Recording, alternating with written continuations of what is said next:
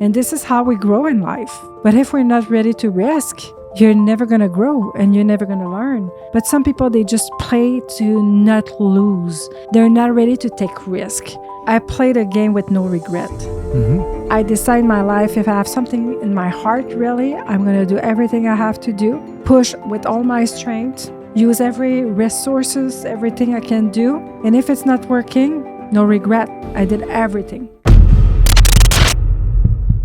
One of the reasons of the source of the problem is the mindset. And secondly, you don't understand the system. You have a lack of knowledge. You don't know how to use the system. And in this system, you have many laws. And this is the third point that I want to just discuss today in this mastering the inner game of wealth. The third point that is very important is rich people, they play the money game to win. Poor people, they play the money game to not lose.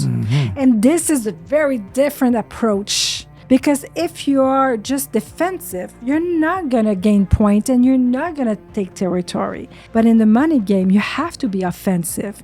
You have to be really committed to win the game, not just play. They just survive. They don't know this is a game. But some people, they just play to not lose. They're not ready to take risk. Rich people, we take risk all the time. Yep. Absolutely. That's so good. You know, the taking risks thing. Yeah. I mean, I just take your story. I mean, I took a lot of risk in music and opening acts. And I plunged in it. I was on the phone calling agents. Others did not do that. I look at your story too. You know, you were going to win. I remember when I met you, you were in the nonprofits. You had so many employees, so you're connected. You were going to the media. You were going on TV. You fought to get the money in. You did everything that they did not do, because when you took that, it was that organization was losing. It was going to shut down. But you brought it because you faced the risk. You said no. You saw the end result, right? You didn't think, I'm going to lose. That timing where the organization was threatened to close, you would fight. There was no way in heaven that thing was going to close down. You did everything. Everything. You brought all the marketing, the skills, the shows, events. I mean, you build events to bring in the salaries, the money. Yeah, because you play to win. Yeah, exactly. Because I played a game with no regret. That means I decide in my life, if I have something in my heart, really, I'm going to do everything I have to do, push with all my strength, use every resources, everything I can do. And if it's not working, no regret. I did everything. And I learned these principles. You observe, you take decision, you risk, you test the ground. If it's working good, you can just re-improve, do better again and again. If it's not working, you learn, you restructure, you observe, do it again, do it better. And this is how we grow in life. But if we're not ready to risk, you're never going to grow and you're never going to learn. Some people, they say, if I fail, so what? You have to test. It's just a test. And when you test, if you don't have the first time, you can have it the second time or the third time. Do it again. You're going to do it better. You have to play the game to win.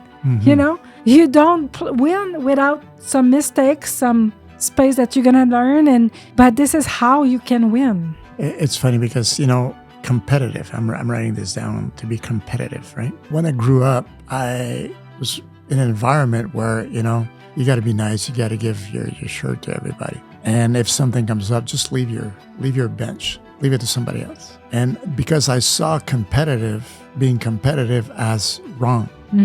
Like having a lot of money was wrong. You're not going to be a nice person.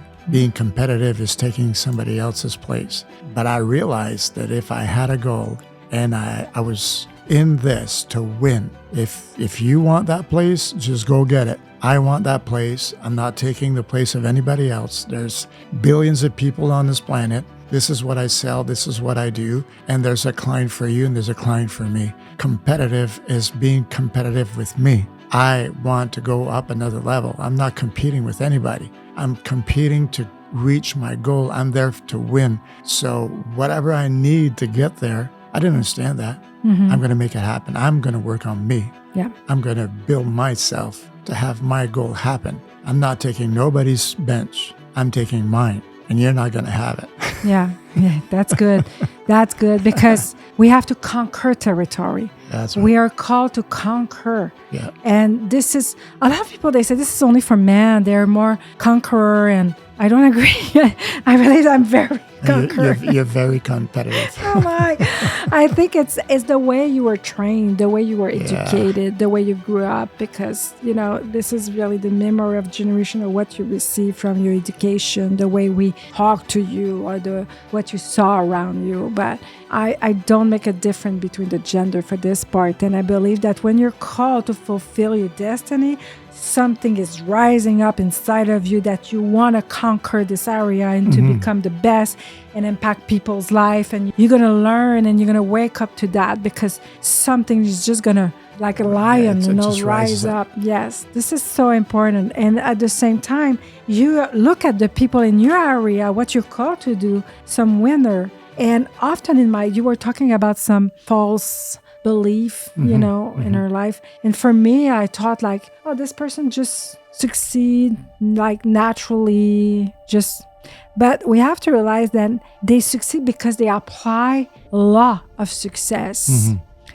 And maybe they grew up in an environment they received from their childhood, the education of this law of success. Some people don't, but it's a skill set. You can learn it. You can learn this law. And if you didn't grow up in an environment of success, you can look at this winner in your area and model what they're doing and learn from what they're doing that it's working. And if it's working for them, it's going to work for you.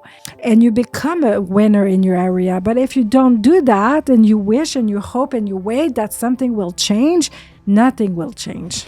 You were saying master the inner self. Yeah. If you don't master you, how can you master a destiny? How can you master your finances? You got to master you because you are the result. Yeah. What you are is going to bring a result in your life. You're affecting you. But if you want to really kick out the system and go out there, as you said, rich people that are in the game to win. If you become that winner. When people play video games, they're playing for fun, and until you pass that level, you have to go back. You have to redo it. It's funny how people, they just do it again and again and again for a game. But in real life, it's exactly that's the way it is. And you're saying something very important, because with the game, you're like detached. It's not affecting your self-esteem or whatever because you play a game in the video game. But you know that you have to do it again and again to learn to become better and succeed, to go to the other level and to win the game. Yeah. In life, funny, when we fail, right away we are attacking our self-esteem. I'm not good. I'm stupid. I'm never going to make it. Why it's so different? You're just learning the same way that you learn in the video game. It's just because what people they're gonna think about you, what it's gonna be their opinion. So what? This is not their business. Because when you're gonna succeed, it's gonna be the first to come back. Say, I always believe in you. But you don't have to stop because of what people they're gonna say or think about your test or you're trying. You have to do it for yourself. It's funny because kids, if they can't get through that level, they'll find somebody who knows to have the shortcut, the way to do it. Watch video. They'll watch video. Talk between each other and, okay, anybody knows how to get through this level? They model themselves to win that video game. So imagine if you take that, you bring that into your life and you act the same way as you do as a video game. And you go out there and try to find the people who hacked it, who did it. What's the code?